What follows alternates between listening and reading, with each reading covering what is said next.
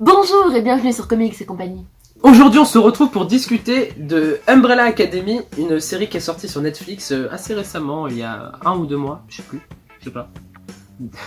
2 mois 2 mois. Ok, d'accord. Donc elle est sortie il y a 2 mois, il y a la première saison qui est sortie, composée de 11 épisodes, si j'ai pas faux, voilà. Et donc on va faire une petite critique, je suis accompagné de Blandine, voilà, que vous avez vu sur A Star is Born, et qui était très fan d'un film que je n'aime pas, mais voilà. Non. Alors, d'abord, il n'y aura pas de spoil, on va vous expliquer l'histoire très rapidement, on va donner des avis sans spoil, et après par contre on va vous donner des avis avec spoil. Donc en gros l'histoire, c'est dans les années 80, plusieurs femmes dans le monde vont toutes accoucher simultanément, mais en même temps. Un professeur va récupérer 7 enfants, et en fait il va les récupérer parce que ces enfants vont avoir des capacités, des super pouvoirs. Donc il va les élever, il va créer la Umbrella Academy, une sorte de d'académie de super-héros, où en gros ils vont arrêter le crime et tout. Et l'histoire va se baser sur numéro 7, qui est la dernière, qui elle n'a pas de pouvoir, et du coup ça va être basé un peu sur elle. Qui est joué par Ellen Page. Voilà, qui est jouée par Ellen Page, qui fait 1m50. Je crois que c'est ça, j'ai regardé la dernière fois, j'ai halluciné, elle fait 1m50.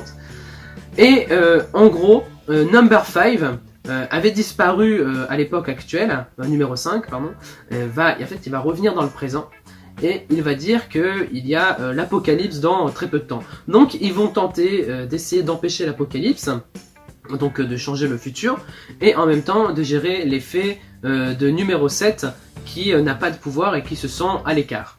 Voilà, donc je peux pas en dire plus, sinon ça spoil. Voilà. De toute façon, je sais pas vendre un truc sans spoil. Tu peux mettre tes pieds sur la table, hein. Alors, pépère, hein. Tu vois, nous on est posé ici, on est en famille. Vas-y, pardon. Donc je disais au début, moi j'étais hyper sceptique par rapport à cette série parce que je me suis dit, Scotty m'a raconté un peu, il me dit genre oui, il y a un singe qui parle. Enfin, toi, genre je pensais que c'était un truc avec des super-héros genre bidon et tout. Et du coup j'ai regardé et en fait, j'ai kiffé genre le premier épisode. Je trouvais que c'était très bien introduit dans l'histoire, enfin que ça introduisait bien l'histoire, c'était très bien fait. Et du coup après c'est pour ça que j'ai tout regardé. Le rythme du montage et de tout en fait des acteurs dans le premier épisode, ça donne tellement envie de regarder la suite. Ouais. Tous les épisodes sont rythmés, c'est un truc de dingue. Il y a des musiques, c'est tellement bien fait et c'est génial. Moi personnellement, j'ai adoré le rythme dans tous les épisodes. Il y a un épisode, je crois, c'est l'épisode 6 ou 7, je sais plus, où c'est tout mou parce qu'ils font rien du tout. Du coup, c'est un peu relou. Mais bon, après le reste, c'est assez cool. Ouais. Moi, il y a un petit truc qui m'a gêné, c'est qu'on les voit pas assez gamins. Parce qu'en fait, on voit un épisode où ils sont gamins, ils arrêtent une banque et tout, donc ils utilisent leur super pouvoir. Et après, voilà. Oui, mais ouais. En fait, c'est pas du spoil, hein. Mais dans la série, en fait, ils vont pas toujours utiliser leur pouvoir. C'est comme disait Blandine, c'est pas un truc de super-héros comme dans les Avengers, machin bidule. Non, je critique pas, j'adore ça, mais là, dans cette série, en gros, ils vont pas utiliser leur pouvoir non-stop. C'est ça le truc. Alors, pourtant, il y a des pouvoirs trop stylés. Je pense à numéro 3, 2, la meuf. Ah, elle est trop bien. Et qui fait, j'ai pas le mot en français parce que je la regarde en anglais. J'ai entendu une rumeur, oui, et en gros, ouais, c'est ça, parce que I heard a rumor. Merci. De rien.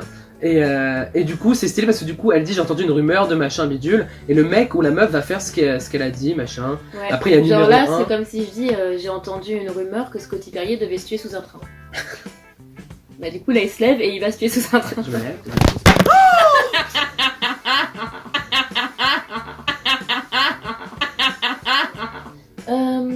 Alors moi il y a un truc que j'ai super adoré, trop ouf de malade, c'est genre Hazel et Chacha, ce sont deux personnes des bureaux du temps, je sais plus trop, je mettrai le nom là, et en gros ils essaient d'arrêter Number 5 parce qu'ils voyagent dans le temps, machin bidule, et vraiment ce duo est super cool, et j'ai vraiment adoré. C'était des personnages secondaires, et ils étaient bien introduits, et ils avaient carrément leur place, parce qu'il y avait leur... bref, quand ils avaient eux leur problématique, donc en gros t'as un peu raison, quand ils avaient leur histoire, en gros, leur truc à gérer de leur côté, et après il y avait les adultes de la Umbrella Academy qui eux avaient aussi leur truc à gérer. Et après, il y avait tous les personnages en eux qui avaient aussi des trucs personnellement à régler et tout. Et moi, franchement, je suis tombé fade de Klaus.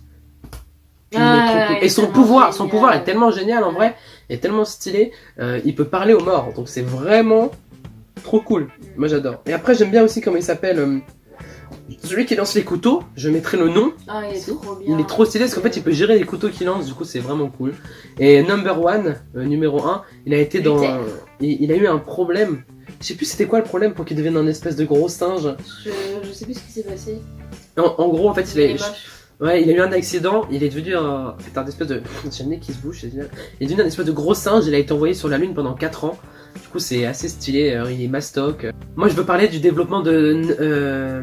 Putain, j'ai lu en anglais. De numéro 7, le violon blanc, The White Violin. Oui. Vania. Vania. Oh, putain, bien joué. Elle s'appelle Vania. Et en gros, en fait, elle va se découvrir des pouvoirs à cause d'un connard. Et en fait, c'est lui. En fait, c'est elle qui va être le.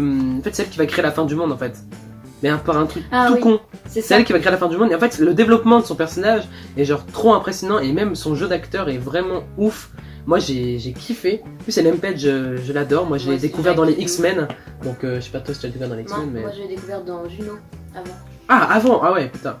Mais ouais, j'aime bien comment elle joue. Et j'aime trop après le personnage à la fin, The White Violin, le violon blanc. Putain de merde. Waouh. Il est ouf. Genre, mais déjà, au début, dans le premier épisode, quand il y a la présentation en fait des enfants un peu, on la voit qui fait du violon. Genre, à chaque fois, on revient à elle. Ouais.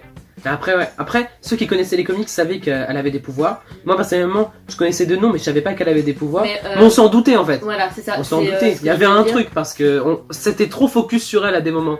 Et du coup, on se doutait bien. Le hic, qui est pas trop un hic finalement, mais c'est juste que c'est cramé à la fin de l'histoire. On sait que l'Apocalypse va être. Que c'est elle qui va la faire. Ouais. Et sans faire exprès. Parce qu'en fait, ils vont arrêter son pouvoir à la fin. Et ils vont jeter une espèce de boule sur la Lune. Et la Lune va tomber sur la Terre. Enfin, la Lune, un morceau de la Lune va tomber sur la Terre du coup. Et du coup, c'est pareil, son mec, on se doutait bien que c'était. Ouais, que c'était le fils de pute qui allait. Ça se voit. C'était un connard. Ça, c'était pas très bien caché, mais c'est pas grave, c'est pas gênant. Moi, c'est comment l'acteur jouait. En fait, il aurait peut-être dû un peu plus se cacher. Ouais. Voilà. Du coup, toi, je sais que tu voulais parler de la fin. Ah oui, bah du coup, on en revenait tout à l'heure quand on parlait des enfants. Qu'il était déçu qu'on les voit pas plus enfants, mais finalement, à la fin. Les 3 dernières secondes, on les voit qui redeviennent enfants. Ouais. Là, du coup, ils reviennent dans le passé. Bah, du coup, il y a cette théorie, on sait pas. Parce que regarde, parce que Number 5, il a été dans le futur, en étant gamin, il a vieilli, mais quand il est revenu dans le présent, il est revenu en gamin. Donc le truc, c'est ça se trouve, ils sont retournés en gamin, mais dans le futur. Ou dans. Non, bah non, c'est con. C'est pas possible. Parce que l'Apocalypse, ils peuvent aller dans le futur. Ils sont obligés d'aller dans le passé. Oui, ils sont obligés. Bah oui, mais justement, pour empêcher l'Apocalypse. Pour empêcher que Vania... En fait, ils retournent dans le passé, je pense, pour empêcher que... tu sais, que le père, là, il soit... Non, pas forcément lui, mais à mon avis, non. Pour pas qu'il se comporte comme ça envers Vania, parce qu'elle a des pouvoirs qu'il peut pas contrôler. Parce que lui, il avait peur. Ouais. Totalement. Mais non, mais aussi par rapport au... Du coup, ils lui ont fait oublier, à son mec. que... Oui, aussi. Mais vu qu'il retourne enfant. Ah, c'est avant ça. Parce qu'ils ont fait oublier à Vania qu'elle avait des pouvoirs, en fait. Ah, mais du coup, ce serait trop stylé. Ouais, j'avoue qu'on les voit enfin. Bah oui, c'est pour ça que enfant, c'était trop stylé. Et j'avais un truc que, putain, c'était trop bête. Genre, comment il s'appelle ? Ben. C'est un des gamins, il est mort. On sait pas comment. Bah, je pense que c'est son truc là à l'intérieur de lui qui l'a dévoré. Il a un espèce de monstre, ça fait penser à. Bouge tes oreilles. Bouge tes oreilles.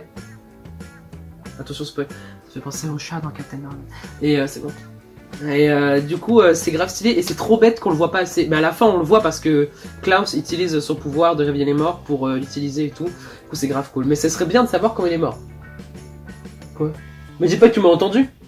Mais de toute façon, tu savais, Blandine ? Non. Mais mytho. Je savais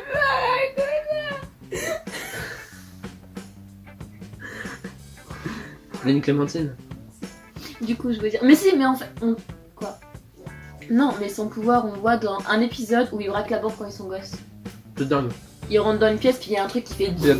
Et ensuite, il ressort, et puis il dit non, je veux plus jamais faire ça, m'obligez pas. Du coup, on se doute qu'il y a un truc qui cloche, tu vois. Ouais. Et du coup, je pense qu'il a été dévoré par son pouvoir, en fait, genre trop bizarre. Mais du coup, c'était cool qu'on le revoie à la fin quand même. Qu'il soit là, en fait, sans être là. De ouf. Bon, écoutez, nous on a terminé. Alors, si tu veux donner ton avis, machin, tu donnes ton avis. Si tu veux pas, bah tu fais pas. Si tu veux voir les seins Blandine, tu cliques sur j'aime. Tu veux voir les seins... Oh, pop. Faut payer avant. Faut payer avant. Et nous, on se retrouve pour une prochaine vidéo. Voilà. Oh merde, prochaine vidéo de critique. Et voilà. Abonnez-vous, rejoignez-moi sur les réseaux sociaux et les réseaux sociaux de Blandine aussi pour voir ses ins. Je mettrai ça dans la description. Allez, bisous. Tout est tombé sur moi. Merde. Ah, je peux lécher tes seins avec de la clémentine? Non. Mais pourquoi? Putain, c'est relou, Blandine. C'est trop la meuf, genre.